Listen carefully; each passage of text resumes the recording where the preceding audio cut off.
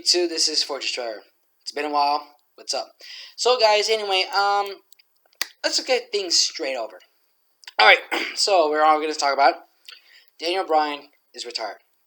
That's right. The wrestler Bryan Danielson, that's his real name, by the way, is basically gone to retirement, forcefully retirement, due to a horrible concussion that he's been going through for the past 16 years of his career.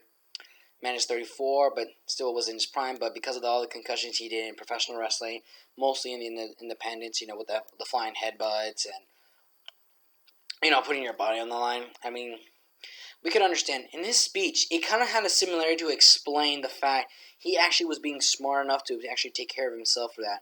And because for those who don't know, or you have known, but I'll explain to the young people. So similarities to basically the Chris Benoit way, because Chris Benoit suffered a huge trauma problem with his mind because with all the headbutts he did for the past over 20 years of his career.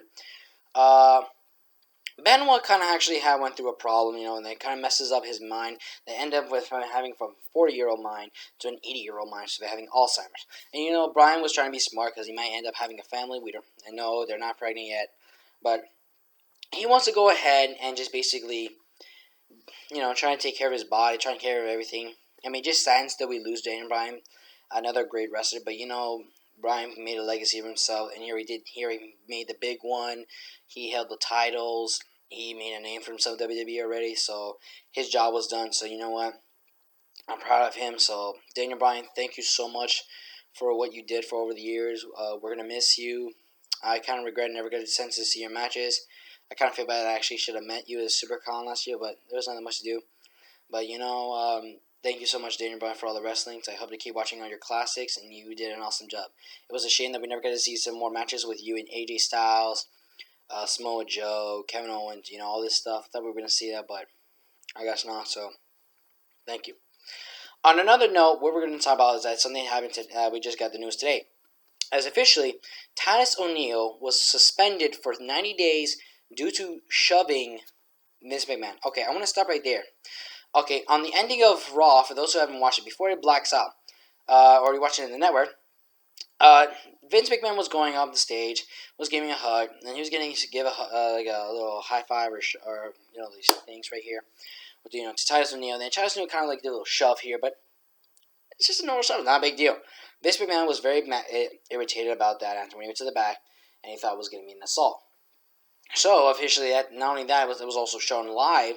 He had to take that stuff off from the network and on YouTube, and they had to re-edit it. And because of that, because he had to go ahead and got suspended. So officially, when Titus O'Neil was going to head to SmackDown yesterday in a taping, he was being told that he actually had to go home. He was suspended in 90 days, and because of that, he will also have to miss WrestleMania. So he kind of screwed himself there. So we won't be seeing you for about 3 months. So sorry, dude. But it's not your fault. It's Vince's fault for being an idiot because apparently Vince McMahon doesn't know what to do, especially when it's Black History Month. So, yeah, that's great.